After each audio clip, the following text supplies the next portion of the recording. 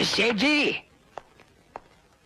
शेठ जी, शेठ जी। अश्विनी, नमस्कार। बहुत खुश नजर आ रहे हो, बात क्या है? बस यूं ही सोच रहा था, चलाया। अब देखिए ना सेठ जी, आपकी बेटी शादी के काबिल हो चुकी है। अब ये वो जुदाई है जिसका सदमा आपको बर्दाश्त करना पड़ेगा। सुमन के लिए कोई लड़का देखा है तुमने? जी, उसका नाम है रवि। आपसे मिल भी चुका है, जरा याद कीजिए। अच्छा अच्छा अच्छा अच्छा, तुम उस लड़के की बात कर रहे हो जो सुमन की ही क्लास में पढ़ता है? हाँ। अच्छा है। किसका लड़का है वो? किसी अच्छे खानदान से ताल्लुक रखता होगा? उसे हमने अपने गोद में सहलाया और उसकी तमाम परवरिश हमारे हाथों से हुई। खून का रिश्ता तो नहीं, लेकिन एक बाप और बेटे का गहरा रिश्ता रहा है। उसके माँ बाप कौन, उसका खानदान क्या, ना तो वो जानता है और ना ही हम खुद जानते हैं। ओह, तो यूं कहो कि वो लावारिस है। ये तो आप कह सकते हैं, हम नहीं। मेरी बहन को जवां मौत देने वाला भी एक लावारिस ही रहा है अश्विनी। तब से मुझे लावारिस लोगों से नफरत और दुश्मनी है। ये जानते हुए भी तुम ये रिश्ता लेकर मेरे पास चले आए। वो बड़ा नेक लड़का है, उसमें दिए हुए हमारे संस्कार हैं। मुझे अपने उसूलों से समझौता करने के लिए मजबूर मत करो। ये तुम हो अश्विनी जो मैंने बर्दाश्त कर लिया है, क्योंकि मैं बरसों पहले तुम्हारे किए गए एहसान के नीचे दबा हुआ, और शायद उसी एहसान की याद दिलाने के लिए तुमने आज ये जुर्रत की है। बोलो, तुम्हें उस एहसान की क्या कीमत चाहिए? कीमत?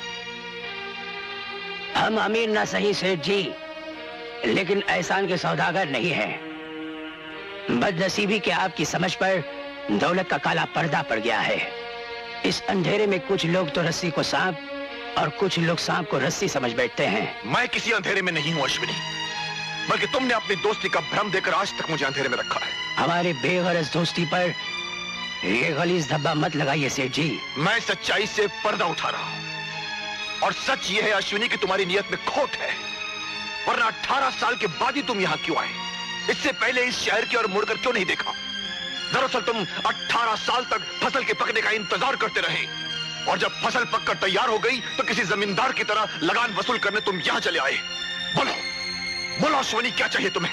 कितनी कीमत चाहिए तुम्हें उस हरामजादे को मेरी सुमन से दूर रखने के लिए?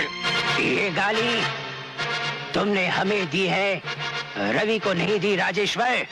ओह, तो सेठ जी से राजेश्वर पर तुम आ ही गए। तो सुनो अश्विनी, मेरे गुलिस्तान की कली को तुम देख तो सकते हो, उसे तोड़कर नहीं ले जा सकते।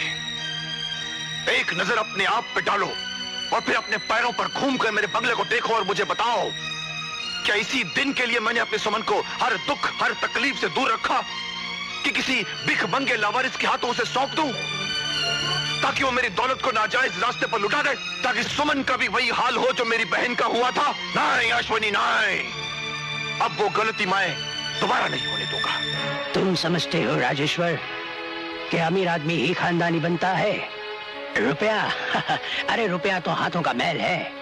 हमने कभी सोचा नहीं अपने हाथों को इससे गलीज करने का, लेकिन आज तुमने हमें मजबूर कर दिया है कि एक दिन हम भी दौलत और रुपयों की घिनौनी दीवार तुम्हारे सामने ला खड़ी करेंगे और उसके पर्दे में तुम खो जाओगे। अश्विनी, तुमने हमारी आन को ललकारा है।